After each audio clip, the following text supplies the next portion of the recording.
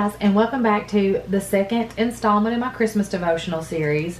Today I'm going to talk about a well-known verse. It's a verse that I remember as a kid. We often used in our pageants and plays and programs, but I did not recognize the deep meaning of this verse until I started getting prepared for this devotional series. So I want to give you a little background information. The verse I'm talking about comes out of the book of Isaiah, and Isaiah was a major prophet in the Old Testament. And the book of Isaiah was estimated to be written sometime between 740 and 700 BC. And it was written to the nation of Judah. So during this time, the nation of Judah was experiencing great oppression.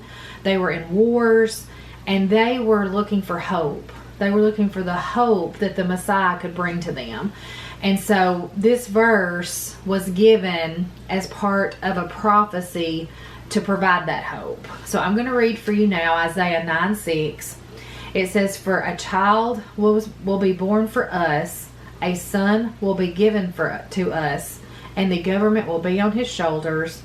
His name will be called Wonderful, Counselor, Mighty God, Eternal Father, Prince of Peace." So what's interesting is all the years that I've quoted this verse, I just kind of rushed through those names, not realizing that each one of them is a compound word or phrase. So when I was doing my research, that speaks a lot of the time about the divine nature that the Messiah would have and about the character that the coming king would have. So what I'd like to do for you in my studies, I looked at each one of those word phrases and what they would mean and would have meant to us and even the people of Judah at the time. So first of all, you have Wonderful Counselor. So the coming king would establish a plan, the plan the people had been waiting for to help them move away from the oppression they had experienced. All right, so in Isaiah 25:1, it refers to the exaltation of God for the wonderful things he has done. And in quotes, I say, "Plans formed of old, faithful and sure." And then moving on further in Isaiah in 28:9, he says that the Lord is excellent in wisdom. So this person being identified as a wonderful counselor meant that they were going to have an established plan for the people. All right, number 2 is Mighty God. Now this one talks about the strength that the coming king would have. The only other time that this phrase was used is in Isaiah 10:21, a verse in the New Testament that talks about the strength of the mighty God is at the end of John chapter 16. It's the final verse in John. In the last part of that verse, the world offers tribulation, but I have overcome the world.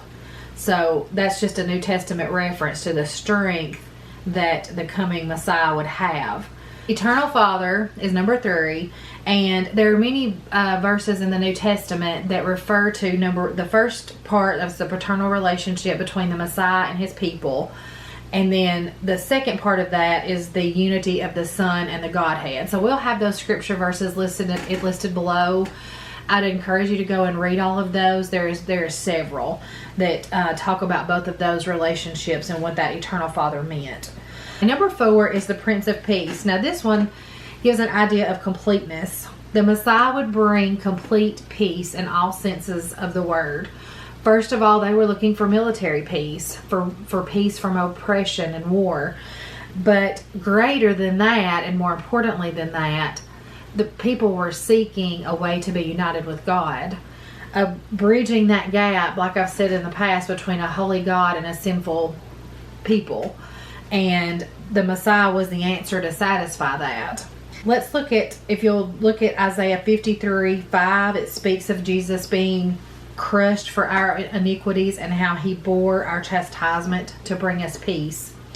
And then a New Testament reference could be found in Romans 5:1.